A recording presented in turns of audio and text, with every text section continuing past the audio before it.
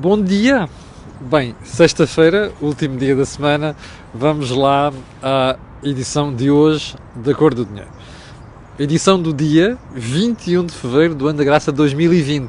Eu peço desculpa, ontem houve gente que me chamou a atenção para o facto de eu ter dito que era ano da graça 2019. Ainda não perdi o hábito de 2019. Peço desculpa. O meu nome é Camilo Lourenço e vamos então, sem mais delongas, à edição de hoje, que é uma edição muitíssimo longa, até porque há muito para falar sobre o Joaquim Pina Moura, o ex-ministro que morreu ontem. Primeiro ponto, estamos a falar naturalmente do período de ordem do dia e queria começar por Isabel dos Santos. Isabel dos Santos está a tentar subir a parada. Ontem, ao falar sobre as empresas de investimentos que tem em Portugal, veio dizer que havia o risco de haver salários em atraso porque tem as contas arrestadas. Bom, você já percebeu, Isabel dos Santos está a tentar colocar o ónus dos problemas o mais possível em terceiros, nomeadamente na justiça angolana e na justiça portuguesa. Isso não surpreende. Bom, o problema aqui é que algumas das empresas dela em Portugal têm grande peso, nomeadamente a IFASEC. E o que levou a IFASEC a vir dizer que não, senhor, a IFASEC é um caso à parte, tem autonomia e, portanto, os salários não estão em causa. A verdade é que a situação da empresa preocupa muita gente, a começar pelo Governo. Daí o facto de o Ministro da Economia ter vindo dizer ontem que acompanha com atenção e interesse aquilo que se vai passar com a IFASEC, nomeadamente a alienação da participação de Isabel dos Santos. Você recorda-se que há umas 2 semanas eu ter dito que havia ou estavam em curso negociações entre Isabel dos Santos e o Governo angolano. Aliás, o Governo angolano depois, uns dias depois, acabou por vir desmentir aquilo, com declarações do próprio Presidente de Angola, dizerem que, o momento para discutir tinha acabado, estilo, agora vais levar sopa. Entretanto, você viu uma carta divulgada em Portugal pela imprensa, não me recordo quem é que foi, a confirmar que havia estas negociações, e de facto estas negociações decorrem. Qual é o problema agora? É que Isabel dos Santos está na moda baixa e o tempo corre contra ela. Ora bem, o Governo angolano sabe isso, daí a pressão que está a exercer. Uma coisa é certa, a atual situação não serve a ninguém, nomeadamente aquilo que se passa com as empresas em Portugal, particularmente a IFASEC, mas não só, e portanto era bom que tudo isto ficasse esclarecido o mais depressa possível.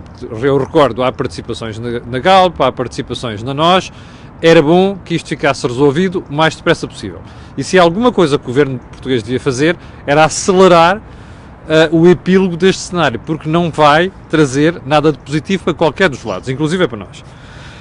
Segundo ponto, recorda-se de eu ter falado aqui do Porto de Lisboa ontem e dizer que o Porto de Lisboa, por este andar, ainda acaba por fechar as portas. Bem, nem foi tarde nem cedo, e eu juro que nem sequer tinha falado com a Empresa de Trabalho Portuário de Lisboa, que é aquela empresa que reúne outras empresas que fornecem serviços para o normal funcionamento do Porto de Lisboa, ontem entrou com um pedido de insolvência.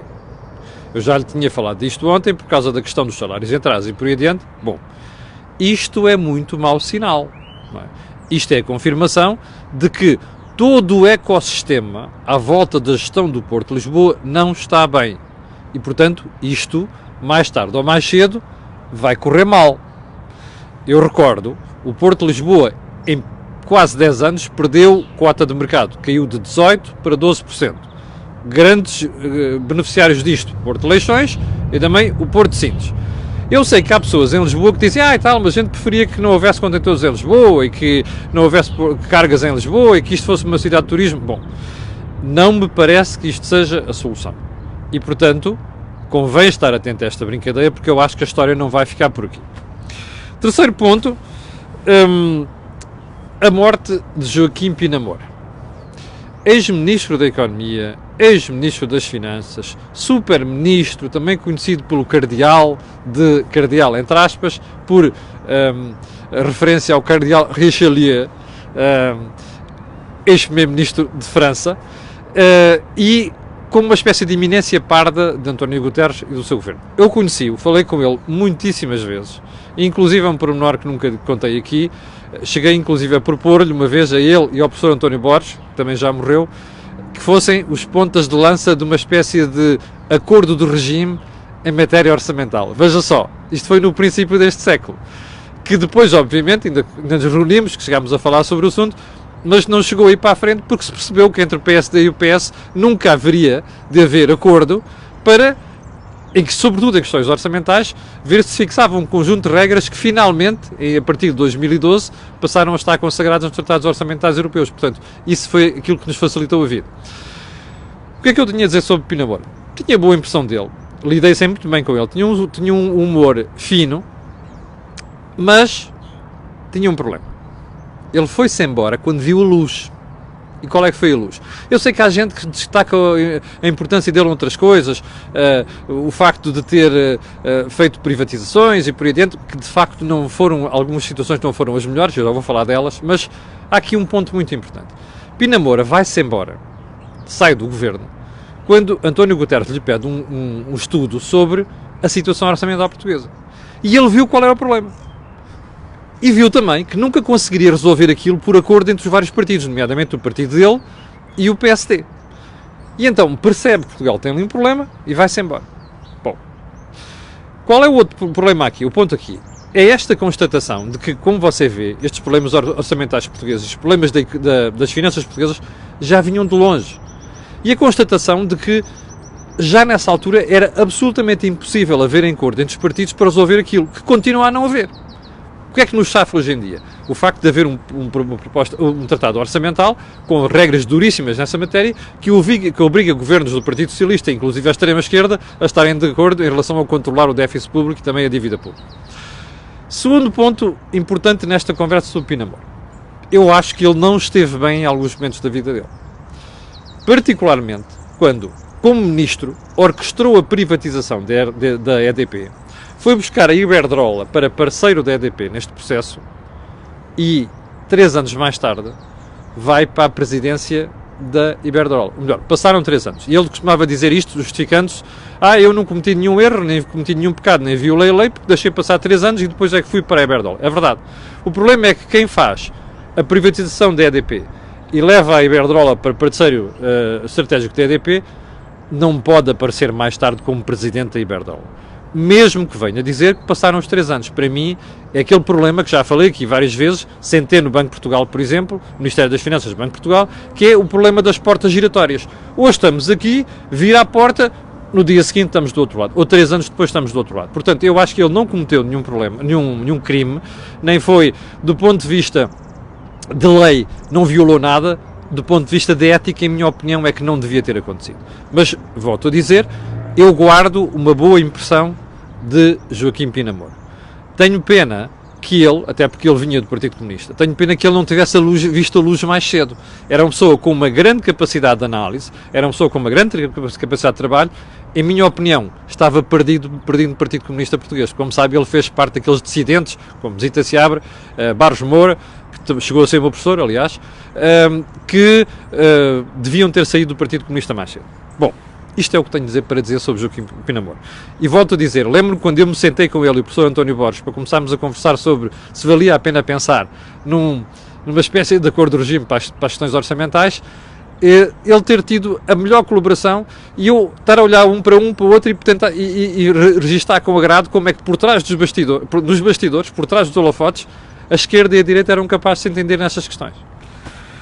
Ponto seguinte, o Primeiro-Ministro e os forretas em Bruxelas. Como sabe, está a decorrer uma cimeira para tentar resolver o problema do quadro comunitário de apoio 2020-2027. O Primeiro-Ministro lembrou-se de dizer que não aceita aquilo que está a ser discutido porque do outro lado estão forretas. Eu acho isto uma falta de chá monumental. Então, estamos a falar de primeiros-ministros, chefes de Estado. Estamos a falar de países que uns vão contribuir, outros vão beneficiar. O que nós, como país beneficiário, temos de fazer é mostrar que somos merecedores do dinheiro que outros estão dispostos a transferir para nós. A última coisa que nós podemos fazer é embarcar nesta conversa de feira, de forreta para aqui e forreta para ali. Até porque nós já devíamos ter ultrapassado este complexo que nós temos e este estigma que nós temos na Europa, que é passamos a vida a pedinchar. Porque a imagem que estamos a passar, e o Primeiro-Ministro está a fazer jus a isto, é estes gajos são uns pedinchões. E o tempo da pedinchice na Europa já passou. Porquê? Porque para haver pedinchões, depois tem que haver do outro lado quem dê, quem doe, Quem entrega, eu sei que não são propriamente doações, mas quem dê. Ora, linguagem desta, a nível de cimeiras europeias, até porque, é bom, está bem, ele falou para os microfones portugueses, mas isto tudo sabe-se de um dia para o outro. A comunicação é instantânea hoje em dia. Estar a tratar estas questões com forreta versus generoso é do pior que pode haver. Último ponto. Do período de desordem do dia, deixa-me lá ver, o iPad desligou, a justiça para o caso Borba. O caso Borba, estamos a falar naturalmente daquilo que se passou em novembro de 2018, com a derrocada da Pedreira. O Ministério Público constituiu arguidas várias pessoas, entre os quais o Presidente da Câmara de Borba, que já disse que não se demita, que para mim é o melhor exemplo da falta de vergonha em Portugal, em matéria política, nomeadamente nas autarquias, responsáveis de organismos oficiais do Estado, o próprio dono da Pedreira e mais um universo de pessoas que ainda não sabemos muito bem quem é que é. Primeiro ponto, salve, haja coragem para constituir arguidas certas pessoas, e não é apenas o dono da obra, é inclusive titulares de cargos do Estado, que deviam ter fiscalizado aquilo. Portanto, palmas para a Justiça nesse aspecto. Segundo, novembro de 2018, já passámos novembro de 2019, estamos em fevereiro de 2020. Foi preciso estes meses todos para chegarmos à conclusão que existe prova ou indícios de que aquelas pessoas podem ser constituídas arguidas? É a pergunta que fica. Neste caso, eu acho que a situação era tão óbvia, do ponto de vista documental, estudos e coisas do género, fiscalização, responsabilidade do dono da obra, da Pedreira, eu acho que é tão claro e tão limpo que isto podia ter sido decidido mais cedo. Portanto, fica aqui a questão sobre a demora na Justiça. E por falar em Justiça, nós vamos começar por falar nela no primeiro ponto da agenda de hoje, a agenda propriamente dita. E porquê? Porque soubemos ontem que o ex-presidente do Tribunal da Relação foi constituído arguido num processo. Ouviu bem? Não estamos a falar de um funcionário judicial. Não estamos a falar de um magistrado. Não estamos a falar de um juiz de comarca. Não estamos a falar de um cargo menor na Justiça. Estamos a falar do antigo presidente do Tribunal da Relação. Como sabe, os tribunais têm diversos patamares. O Tribunal da Relação é o último patamar antes do Supremo Tribunal de Justiça. É o presidente, o ex-presidente do Tribunal de Justiça está jubilado, do Tribunal de Relação está jubilado, que foi constituído arguido. Passou-me um arrepio pela coluna ontem, ao ver isto, pela espinha ontem. E porquê? Porque a tendência normal de um cidadão comum, nos quais eu me incluo, é pensar o seguinte: o ex-presidente do Tribunal da Relação. Isto quer dizer que nós estamos seguros em matéria de justiça? Se a suspeição chega àquele nível, o que é eu hei de pensar da justiça? Bom, é natural que pensemos assim. Aliás, não foi só ele, é o juiz Rui Rangel, a sua ex-mulher Fátima Galante e mais pessoas metidas naquele processo que acho que é o processo Lex. Eu não penso assim. Eu acho que o primeiro choque, que é o arrepio na espinha, é assim: meu Deus, estamos a falar de um ex-presidente do Tribunal da Relação. Mas eu acho que é o contrário. Primeiro, é só constituído arguido, não quer dizer que seja culpado, e é bom que isto fique bem claro. Em segundo lugar, porque eu acho que é por esta depuração que tem que haver num país, seja qual for o cargo, percebe? Desde o cidadão comum até o responsável mais elevado, esta depuração, quando há coisas pouco claras, é fundamental. Porquê? Porque num primeiro momento causa comoção, mas num segundo momento dizemos assim: bom, estamos a limpar o sistema e, portanto, eu fico mais seguro como país, fico mais seguro como sociedade e fico mais seguro como cidadão. Este, para mim, é que é o ponto principal. Portanto, fico preocupado, sim senhor, mas ao mesmo tempo não deixo de pensar que é com coisas destas, com processos destes, com investigações destas, que nós conseguimos ter a certeza que está tudo claro num determinado setor. Neste caso concreto, no setor da justiça. Segundo ponto. O Parlamento aprovou a eutanásia. Não foi surpresa nenhuma. Já estava à espera disso, face àquilo que eram as intenções de voto dos vários partidos. Há duas coisas que tenho a dizer sobre isto. Aliás, se você quiser perceber muito bem o problema da eutanásia, em minha opinião, dê uma olhada no Think Tank de ontem, porque eu acho que o Jorge Marrão e o Joaquim Guiar fizeram um trabalho super aprofundado a explicar o que é que está em causa, quais são os problemas e o que é que devia ter sido feito. Portanto, está lá tudo. Eu dispenso-me de repetir aquilo aqui. Há apenas duas coisas que queria dizer. A primeira é esta. Foi tudo feito em cima do joelho. Foi tudo feito a correr e foi tudo feito sem debate. Que não me surpreende, porque em Portugal as questões mais importantes nunca são alvo de debate. Os partidos não têm interesse em fazer esse debate. O que é absolutamente lamentável. É triste e mais. É um sinal de falta de maturidade da democracia, como dizia ontem Jorge Marrão. Porque nós devíamos estar nesta fase já à vontade para discutir tudo e mais alguma coisa, com serenidade, com transparência, com clareza, para que as pessoas percebam isso, os eleitores percebam. O segundo ponto é que eu acho que não devia ter havido esta decisão e esta votação, que esta matéria devia estar consagrada em referendo. E tenho muita pena, repito o que disse ontem, de ver um partido como o PSD não alinhar nesta questão do referendo. Terceira questão, eu até sou a favor do suicídio assistido, neste sentido. Se alguém se quiser matar, que lhe deem alguma coisa para se matar. O que não me parece, vá ver o think tank de ontem, é que se devem envolver médicos nesta marmelada. E mais, eu estou para ver qual é a lei que agora vai sair de todas estas propostas que foram adotadas. Mas o que a mim mais me preocupa é pensar que os deputados têm medo de sujeitar estas questões ao eleitorado no referendo. Eu sei que há gente que dizia assim, como aquele lá, fulano do Bloco de Esquerda, aparecia lá ontem a dizer, não sei quantos, quando fizeram o referendo não podiam. Isto não é justificação. Não é justificação de dizer assim, quando tiveram maioria não fizeram o referendo. Isso não é justificação. Porque isto não é um problema político, não é de esquerda nem de direita, nem é um problema católico ou de religiões. Isto é um problema de ética da sociedade em geral. E esta questão devia ter sido sujeita a referendo. Terceiro ponto. O assunto da eutanásia foi decidido sem pensar nas consequências. E eu vou-lhe dizer porquê. Ontem estava eu num evento da AGAs Seguros de Portugal e nem mais há alguém que me coloca uma questão a dizer, pergunta assim, que foi eu não sei se posso ser nome, ele também não pediu o segredo, portanto, o Luís Duarte. Estava eu a consultar o iPad e diz assim, se uma pessoa estiver em cuidados paliativos e tiver um seguro de vida com cláusula de morte ou invalidez permanente, tem que sofrer até ao fim ou pode optar pela eutanásia sem prejudicar os herdeiros? Colocou-me esta questão o Luís Duarte. E eu, olha, boa questão.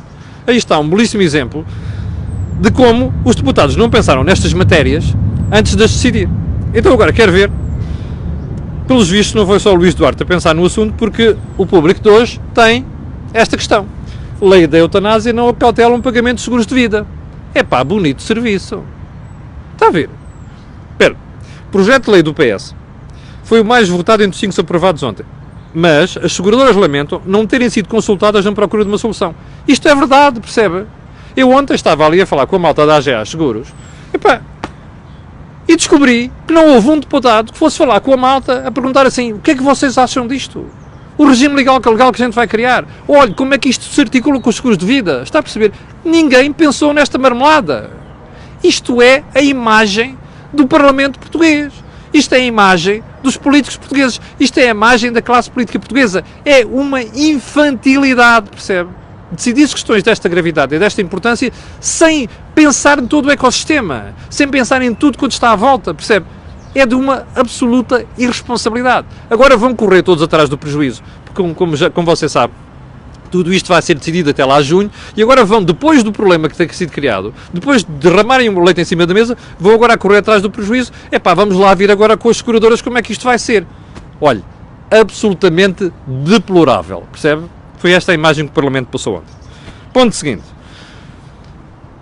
Eu ontem à noite quando cheguei a casa, estava a olhar para os resultados da EDP e, de repente, olhei para aquilo e comecei a decompor. Espera aí, a EDP perde dinheiro em Portugal neste momento. Olha, a maltinha que normalmente anda para aí, insulta a EDP, e isto e mais aquilo. Já pensou neste pormenor? Vá lá ver as contribuições, mais aquilo que as empresas andam a pagar, energéticas andam a pagar ao Estado. Vá lá ver as contas. Já agora uma coisa. É bom que não se esqueçam, eu digo isto há anos. Decomponham os resultados da EDP e vão ver o que é que vem do exterior neste momento. A EDP só ganha dinheiro por causa dos investimentos que fez no exterior. Valia a pena fazerem isto antes de aparecer toda a demagogia habitual sobre EDP, as energéticas e o Diabo 4. Eu acho que isto é um belíssimo sinal, percebe? Aliás, este exercício era o melhor exercício que podia fazer contra a demagogia. Portanto, antes de soltar aquelas frases habituais, misturadas com populismo, valia a pena ver isto. Ponto seguinte, já vamos com 20 minutos.